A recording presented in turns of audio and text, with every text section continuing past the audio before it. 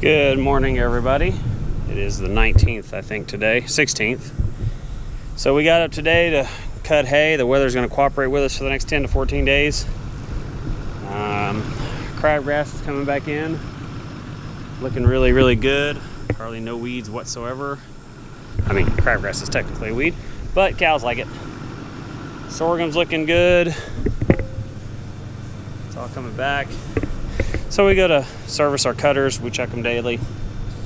And notice this.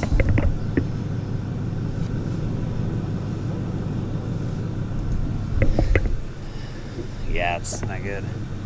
We don't know. Somehow we got some water in the cutter bar. We're not sure how.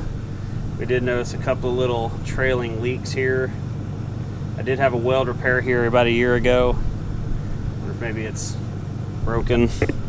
Weld the repair there. It's a little bit of trail of oil. So Chance ran to town to get some cleaner so we can flush it. And luckily it's been standing up all night, so there's no oil up in the bar. But he went to get some fresh oil to flush it with, and some parts cleaner so we can get all that rest of that crap out of there. But anyway, another day here on the farm, tearing stuff up and repairing stuff. I'm headed to pick up the other LS tractor. That's coming up in a video. My other 573, the big one, decided to snap a half shaft off in the rear end on its own. We don't know why. It was a one-time fluke. Apparently, I'm the only person it's ever happened to ever. Was going from medium to high gear with a baler on it, trying to go from one field to the next to bale, and it just hung gear. We couldn't figure out what it was, so we put it in what we thought was medium. The shifter wasn't exactly right, so we could at least back it out of the road, because it kind of was forks out in the road, and it just stopped right there. We let the clutch out, it just grunted and stopped. So I took it to my local dealer, and they pulled the rear end apart and had to tear it all the way down. I'll add some pictures. I don't have any video of their shop, obviously, but he did send me quite a few pictures of the tear down and breakdown process and rebuild, so I'll add those in the video so that you guys can see what it looked like. That's the first any failure I've had with an LS. My dealer was quick to get on it. They've already got it fixed back together today. Actually, I'm headed to pick it up now. I've got the gooseneck hooked up now. We're gonna run it, pick it up. He's putting the tires on it, and then he was gonna do a quick test drive. But he wants me to come test drive it, check the brakes, make sure it feels like it's supposed to. But we're way behind on hay. We've been down a machine. We've used some of the older machines. Just aren't as quick and as efficient as these newer ones, or comfortable, really. But anyway, a little quick history on the, I'll put up a whole video of that, but a little quick show of our day, just to start out. This is why farming's so tough. People don't realize it. You know, they just want you to show up, cut their hay.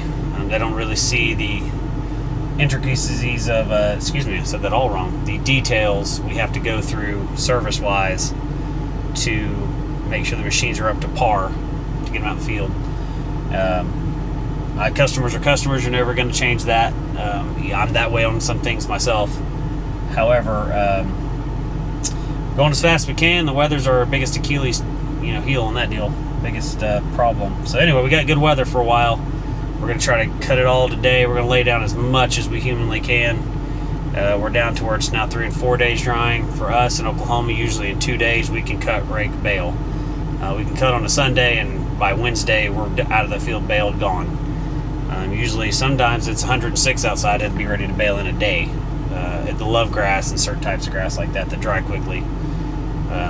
So anyway, all right, just a quick video on the oil leaking and the milk in the oil. So we'll find out what happens. We'll get some video of it getting cleaned and flushed, and go from there. All right, so Chance got the oil changed. Got it filled back up. There's the old oil. Not good. That's water right there. Not sure how the water got in it. Now we're trying to change one of these little sliders between the shoes, or the feet. We call them shoes. Skid plates whatever you want to call them. Still working on the cutter. All the blades look good-ish. So here's like a little bent or scuzzy. I'll change that one and that one.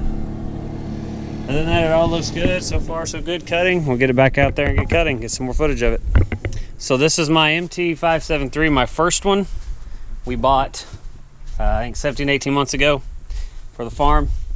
Broke the main ring gear and pinion shaft in the rear end. That's dead center behind the PTO shaft. What happened is it got hung between low and medium, we guess, when we were trying to go to high gear range for the road. Somehow the shifter the shift fork didn't engage it correctly. We're not sure. So when we dumped the clutch to go into high, it just snapped it. And it's been in the shop for 4 weeks now. We just got it back today. So I'll do a video and some pictures. I don't have any video of it being tore down or put apart. Put back together, but I do have a bunch of pictures of the process, so I'll throw those on there with this. So here's a little video of us getting it back for the first day. And the brakes are a little squishy on it. He showed me how to bleed them. So we'll unload it and give it a shot.